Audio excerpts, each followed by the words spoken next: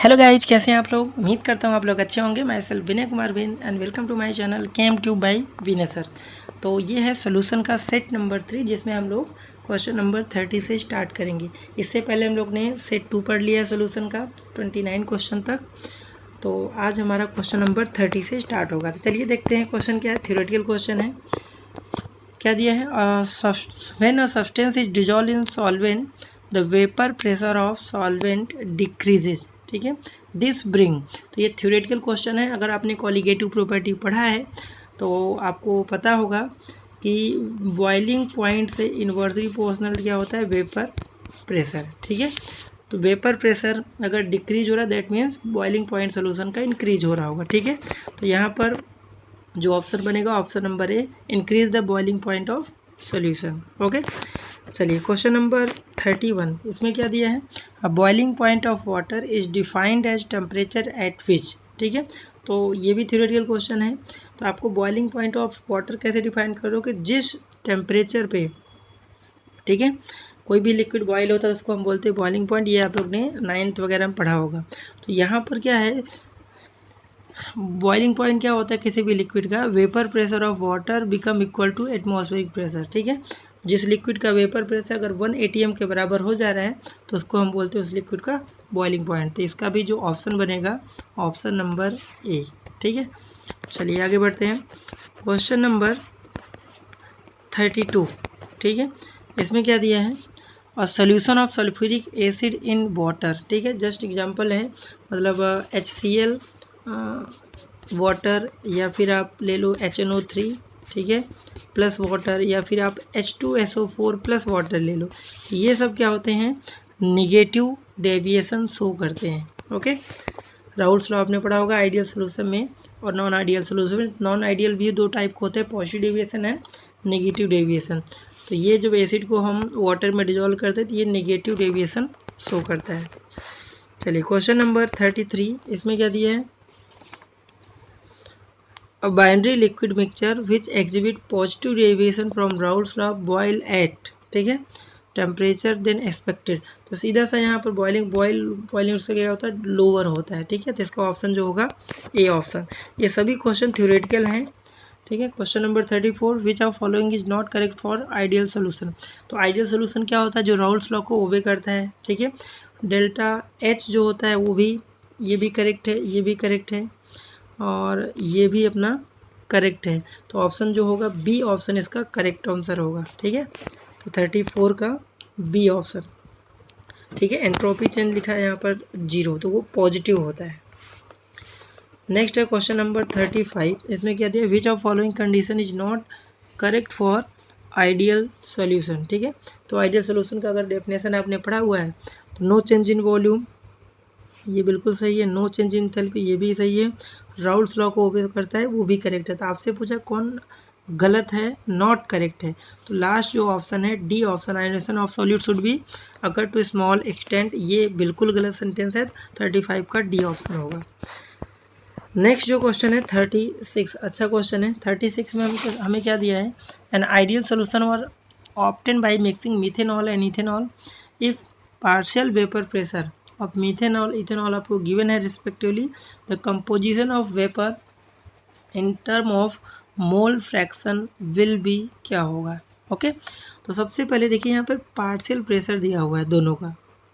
तो हम क्या करेंगे, सबसे पहले यहाँ पर पी टोटल हम निकाल लेंगे। तो पी टोटल कैसे निकालोगे, टोटल प्रेशर राउल्स लॉ के according partial pressure of methanol plus partial pressure of ethanol, और दोनों की वैल्यू दिया है यहाँ से 2.619 प्लस 4.556, इन दोनों को सम करेंगे तो कितना आएगा 7.175 पास, ठीक है, किलो पास्कल। ये अपना पी टोटल आ गया। ठीक है, सबसे पहले पी टोटल निकाल लेंगे। उसके बाद यहाँ पर आपसे क्या पूछा है, मोल फ्रैक्शन। तो आपने वेपर फेज में एक फार्मूला पढ़ा होगा, पार्शियल प्रेशर ऑफ, जैसे मिथेनॉल लिया तो उसी का मोल फ्रैक्शन मिथेनॉल का वेपर में इनटू क्या होता है, पी टोटल। तो यहाँ से मोल फ्रैक्शन जब निकालेंगे, यहाँ पर एक्स भी आप डिनोट कर सकते हो। ठीक है, एनसीईआरटी में वेपर फेज में, तो यहाँ से क्या आएगा, partial pressure of M divide by P total. तो पी एम तो आपको दिया हुआ है मिथेनॉल का 619 और पी टोटल जो आपने निकाला 7.1, तो यहाँ से सॉल्व करेंगे तो 0.36, ठीक है, 50 आ जाएगा। तो ये मीथेनॉल का होगा। और मीथेनॉल का अगर आ गया तो आप आराम से यहाँ से 1 माइनस कर देंगे तो आपका इथेनॉल का आ जाएगा। तो आंसर क्या बनेगा? बी ऑप्शन, ठीक है। मैं यहाँ पर आपको हिंट दे दे रहा हूँ, बाकी आप सॉल्व कर लीजिए किस तरह से सॉल्व करना है। 37 question and ideal solution is that which. तो आइडियल सोल्यूशन क्या होते हैं, ठीक है, जो राउल्ट्स लॉ को ओबे करते हैं वही आइडियल सोल्यूशन होते हैं। तो यहाँ से देखिए चारों ऑप्शन को, तो आपका डी ऑप्शन यहाँ से करेक्ट बनेगा। ओके, तो 37 क्वेश्चन है। नेक्स्ट जो है 38 क्वेश्चन, ठीक है। यहाँ पर क्या दिया देखिए, pure water will boil at 101.5 degree Celsius at which following pressure, ठीक है। तो यहाँ से प्योर वाटर होगा, इतने पे बॉयल हो रहा है, ठीक है। तो इसका मतलब यहाँ पर बॉइलिंग पॉइंट ज़्यादा है ना। वाटर का कितना 100 डिग्री सेल्सियस होता है। यहाँ पे क्या दिया है, प्योर वाटर इतने बॉयल हो रहा है, मतलब इसका जो वेपर प्रेशर होगा वो क्या होगा, ठीक है। यहाँ पे इसका जो ऑप्शन बनेगा आपका C option, greater than 76 centimetre of H G. 1 ATM क्या होता है, 760 mm ऑफ एच जी के बराबर होता है। और अगर हम सेंटीमीटर में 76 सेंटीमीटर ऑफ एच जी होगा, तो इसका जो ऑप्शन बनेगा सी ऑप्शन। नेक्स्ट जो क्वेश्चन है 39 question, when 1 mole of non volatile solute is dissolve in 3 mole of solvent, ठीक है। तो 1 मोल सॉल्यूट दिया है, 3 मोल यहाँ पे सॉल्वेंट दिया है। The vapour pressure of solution relative to vapour pressure of pure solvent, ये कितना होगा, ठीक है।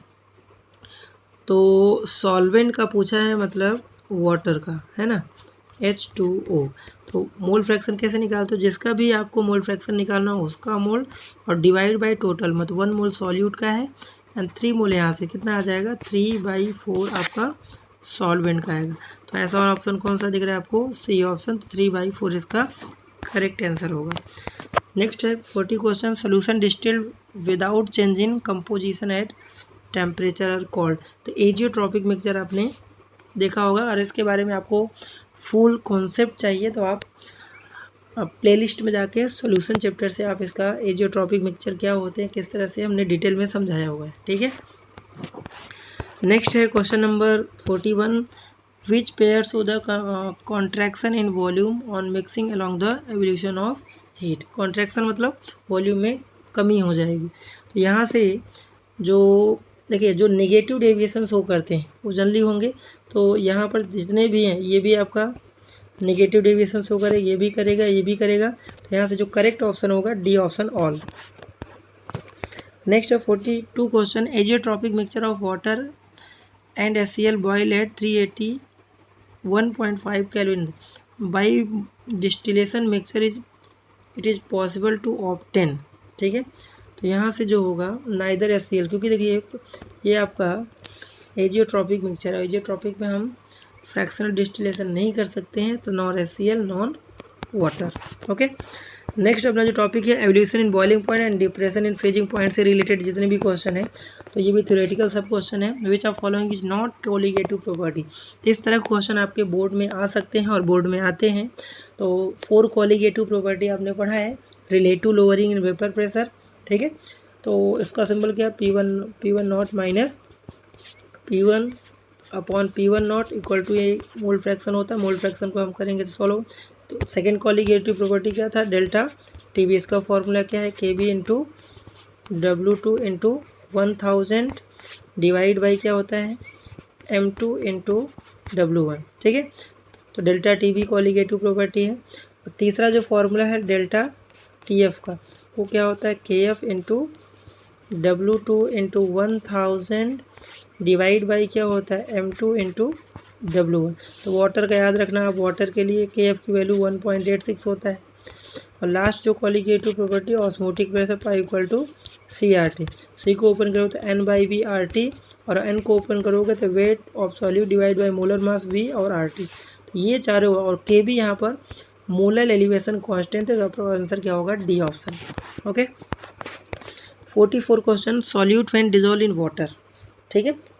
तो यहाँ पर जब भी किसी सॉल्यूट को हम वाटर में डिजोल्व करेंगे तो उसका फ्रीजिंग पॉइंट क्या होता है, डिक्रीज हो जाता है।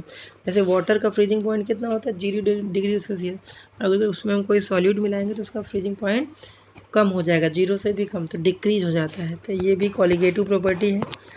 नेक्स्ट है 45 question, the elevation of boiling point method is use for determine the molecular weight of, ठीक है, सॉल्यूट होता है, non volatile solute and insoluble solute. इसका आंसर जो बनेगा B option is a correct answer. Now 46 question क्या दिया है, which statement is correct for the boiling point of solvent containing dissolve solid substance, ठीक है। जब किसी भी नॉन वोलेटाइल सॉलिड को वोलेटाइल सॉल्वेंट में डिजोल्व करते हैं तो बॉइलिंग पॉइंट सॉल्यूशन का क्या होता है, इंक्रीज होता है, ठीक है। तो यहाँ से देखिए पहला ऑप्शन दिया है boiling point of liquid decrease, ये बिल्कुल गलत है। Boiling point of liquid elevated, ठीक है, इसी को बोलते हैं एलिवेशन इन बॉइलिंग में, तो आपका आंसर बी ऑप्शन होगा। नो इफेक्टेंट, ये भी गलत है, ठीक है, ये भी गलत है। और चेंज इन टेम्परेचर, ये भी गलत है। तो आपका जो करेक्ट आंसर होगा 46 का बी ऑप्शन। नाउ 47 क्वेश्चन क्या था, इन कोल्ड कंट्रीज, ठीक है, ethylene glycol is added to water in a radiator of car during winter, it is result in, क्या करता है ये, बॉइलिंग पॉइंट को लोअर करता है, reduce viscosity, reduce speed, lowering freezing point, ठीक है। तो 47 का जो ऑप्शन बनेगा आपका डी ऑप्शन, ठीक है। और अगर आपको ये सब क्वेश्चन करना है तो अगर आपने एनसीईआरटी बहुत अच्छे से पॉइंट वाइज अगर आप रीड कर रहे हैं तो डेफिनेटली इस तरह के थ्योरेटिकल क्वेश्चन आपको एनसीईआरटी से ही मिलते हैं। चाहे जो भी आप लोग का एग्ज़ाम हो, नीट, जेई या स्टेट बोर्ड के एग्ज़ाम होते हैं, तो आपको इसी तरह के क्वेश्चन आते हैं और हर एक क्वेश्चन आपको एनसीईआरटी में मिल जाएगा। 48 question, the molar elevation and depression constant depend on, तो ये नेचर ऑफ सॉल्यूट पे ही डिपेंड करता है, ठीक है। नेक्स्ट 49 क्वेश्चन दिया है, an example of colligative properties, colligative property, freezing point, vapour pressure, osmotic pressure. तो ये ऑस्मोटिक प्रेशर जो होता है ये आपका कॉलिगेटिव प्रॉपर्टी, बाकी boiling point, freezing point, vapour pressure ये सब कॉलिगेटिव प्रॉपर्टी नहीं है, ओके। चलिए नेक्स्ट अपना जो है ऑस्मोटिक प्रेशर से रिलेटेड क्वेश्चन क्या दिया, 50 question, on passing solvent particle through semi permeable membrane is called osmosis, ठीक है। तो ऑस्मोसिस यहाँ पर इसका आंसर होगा। नेक्स्ट 51 क्वेश्चन दिया है, in a case of osmosis solvent molecule move from, अब बहुत सारे यहाँ पर डेफिनेशन मिलेंगे आपको किस तरह से, तो आप बोल सकते हो higher concentration to higher concentration of solvent to lower concentration of solvent, या फिर आप बोल सकते हो lower concentration of solution to higher concentration, या फिर आप बोल सकते हो from dilute solution to solution, ठीक है, या फिर बोल सकते हो dilute solution to concentrated solution. तो इसको बहुत सारे इस तरह से कर सकते हैं। तो यहाँ पर जो होगा हायर वेपर प्रेशर, ठीक है, तो ऑप्शन आपका ए बनेगा। आपको सोचिए हायर वेपर प्रेशर होगा, दैट मीन्स उसमें सॉल्वेंट का अमाउंट क्या होगा, ज़्यादा होगा, ठीक है। और लोअर वेपर मतलब जिसमें सॉल्यूशन हो, जिसमें सॉल्यूट का अमाउंट हो, तो ऑब्वियस सी बात है उसमें वेपर कम बनेगा। तो इसका जो आंसर बनेगा 51 का ए ऑप्शन। नेक्स्ट है 52 question, if mole fraction of solvent in a solution decreases, then क्या होगा यहाँ पर, ऑस्मोटिक, ऑप्शन क्या दिया है आपको, vapour pressure of solution increase, बिल्कुल गलत आंसर है। बॉइलिंग पॉइंट डिक्रीज, ये भी गलत है। ऑस्मोटिक प्रेशर इंक्रीज, ये बिल्कुल सही आंसर है, क्योंकि ऑस्मोटिक प्रेशर क्या होता है, इन्वर्सली प्रोपोर्शनल है। तो यहाँ पर जो ऑप्शन होगा 52 का सी ऑप्शन। नेक्स्ट है 53 क्वेश्चन, 53 में क्या दिया है, टू सोल्यूशन है different osmotic pressure, the solution है हायर ऑस्मोटिक प्रेशर, उसको बोलते हैं हाइपरटोनिक सोल्यूशन, और जिसका कम ऑस्मोटिक प्रेशर होगा विथ रिस्पेक्ट टू अदर तो उसको बोलते हैं हाइपोटोनिक। तो 53 क्वेश्चन क्या दिया है, देखिए, two solution have different osmotic pressure, the solution of higher osmotic pressure is called. तो आपने ऑस्मोटिक प्रेशर में पढ़ा होगा कि आइसोटोनिक सोल्यूशन क्या होते हैं, जैसे दो सोल्यूशन है, एक सोल्यूशन ये, एक सोल्यूशन है, अगर इसका ऑस्मोटिक प्रेशर π1 है, इसका ऑस्मोटिक प्रेशर π2 है, तो अगर दोनों का ऑस्मोटिक प्रेशर दोनों सोल्यूशन इक्वल है तो उसको बोलते हैं आइसोटोनिक, है ना। और अगर एक का ज़्यादा है विथ रिस्पेक्ट टू अदर, ठीक है, तो वो होता है क्या, हाइपरटोनिक, जैसे मान लीजिए अगर पाई 1 ग्रेटर है पाई 2 से, जिस सॉल्यूशन का ऑस्मोटिक प्रेशर ज़्यादा होगा उसको बोलते हैं हाइपरटोनिक, और जिसका कम होगा विथ रिस्पेक्ट टू अदर तो उसको बोलते हैं हाइपोटोनिक। तो आपको ज़्यादा वाले का पूछा, दैट मीन्स यहाँ पर होगा answer hypertonic solution. Okay, question number 54 में क्या दिया है, according to Boyle van't Hoff law for solution the osmotic pressure of dilute solution. ठीक है, तो inversely proportional to its volume होगा इसका राइट ऑप्शन। और इसको हम थोड़ा सा एक्सप्लेन करते हैं। ऑस्मोटिक प्रेशर क्या होता है, पाई इक्वल टू CRT। अब C क्या होता है, कंसंट्रेशन। कंसंट्रेशन कैसे निकालते हो, मोल पर लीटर ऑफ सॉल्यूशन। तो यहाँ से जो मिल रहा है आपको रिलेशन ऑस्मोटिक प्रेशर का, inversely proportional to volume. 55 question, इस तरह के क्वेश्चन बोर्ड में बहुत आते हैं। ठीक है, बोर्ड में कंपटीशन में ज़्यादा आते हैं। देखिए आपको 55 question, which solution will show maximum elevation in boiling point. Elevation in boiling point आपका क्या है, क्वालिटेटिव प्रॉपर्टी है। तो यहाँ पे देखिए आपको सबका कॉन्सेंट्रेशन देखिए आप बराबर 0.1 0 मतलब जिसमें आयन ज़्यादा होंगे, जैसे इसमें KCl को वाटर में डिजोल्व करोगे तो K प्लस और Cl माइनस, तो आयन की वैल्यू कितना आएगा 2 आएगा।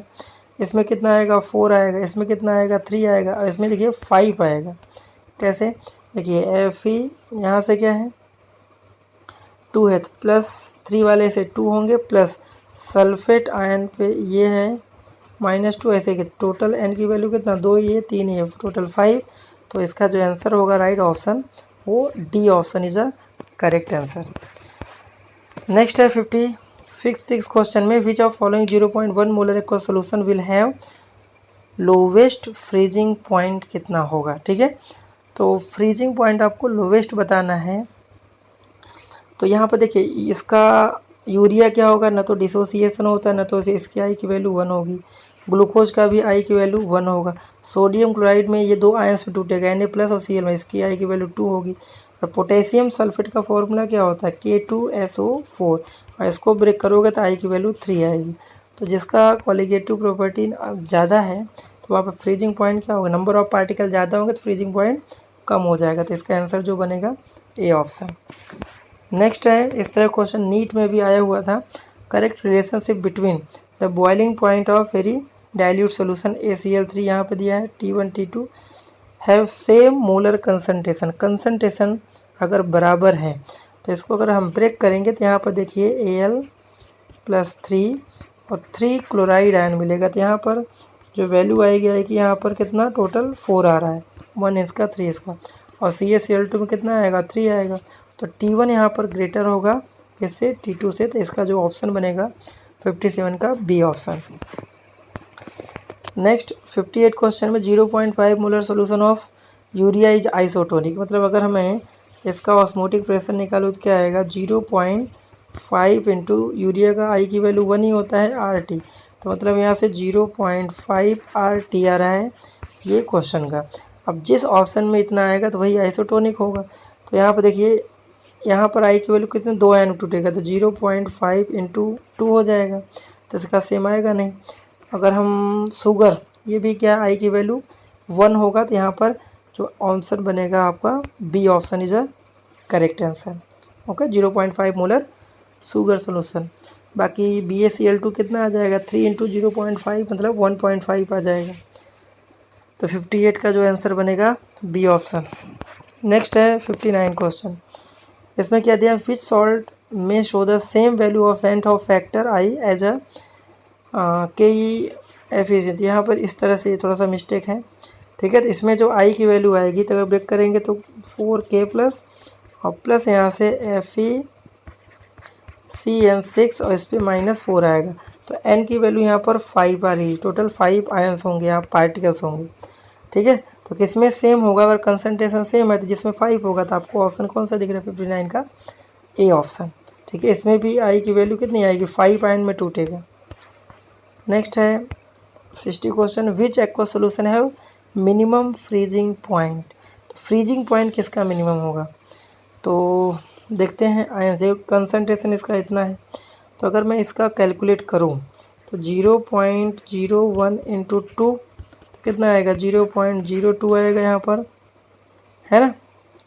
और इसमें हम बात करें तो इसमें 3 इंटू ये करोगे और उसके बाद इसमें भी कम आएगा, सबसे ज़्यादा जिसमें होंगे उसका सबसे कम फ्रीजिंग पॉइंट होगा कंसंट्रेशन। तो यहाँ पर जो ऑप्शन बनेगा 60 का ए ऑप्शन। नेक्स्ट है 61 question, which of following the went Hoff factor, ठीक है, इज इक्वल टू 1। तो सीधा सा यूरिया, ठीक है, जो कि न जिसका ना तो डिसोसिएशन होता है ना तो एसोसिएशन। इसके अलावा ग्लूकोज हो गया, सुक्रोज हो गया, फ्रक्टोज हो गया, यूरिया हो गया, इन सब की जो ये सब जो मॉलिक्यूल हैं उनका ना तो डिसोसिएशन होता है ना तो एसोसिएशन। तो आपने पढ़ा होगा अगर जिसका डिसोसिएशन हो रहा है तो उसका आई की वैल्यू ग्रेटर देन 1, जिसका एसोसिएशन हो उसका वेंट ऑफ फैक्टर की वैल्यू लेस देन 1, और जिसका कुछ नहीं हो रहा है ना तो डिसोसिएशन ना तो आई की वैल्यू इक्वल टू 1 होता है। नेक्स्ट है 62 question, the went Hoff factor I for the dilute aqueous solution of glucose क्या होता है, 1 होता है, क्योंकि ग्लूकोज का था तो डिसोसिएशन तो आई की वैल्यू सीधा सा 1 होता है, ठीक है। नेक्स्ट यहाँ पर 63 क्वेश्चन क्या दिया है, द वेंट ऑफ फैक्टर आई, तो इसका फॉर्मूला सीधा सा है, क्या फॉर्मूला होगा। अगर हम 63 की बात करें तो observe molar mass upon normal molar mass, ये आपका इज लेस देन, ठीक है सॉरी इसको एक बार फिर से रीड करते हैं, वेंट ऑफ फैक्टर आई, तो ये फॉर्मूले बेस्ड आपका है। तो लिखा है कि आई की value is less than 1 in case of dissociation, बिल्कुल गलत है, डिसोसिएशन केस में आई की वैल्यू ग्रेटर देन 1 होता है, एसोसिएशन केस में आई की वैल्यू लेस देन 1 होता है, तो ये भी गलत है, ठीक है, दोनों सेंटेंस। सी दिया है नॉर्मल मोलर मास अपॉन एब नॉर्मल, बिल्कुल सही है, तो आपने एनसीईआरटी पढ़ा होगा, तो ये सीधा सा फॉर्मूला है, ओके।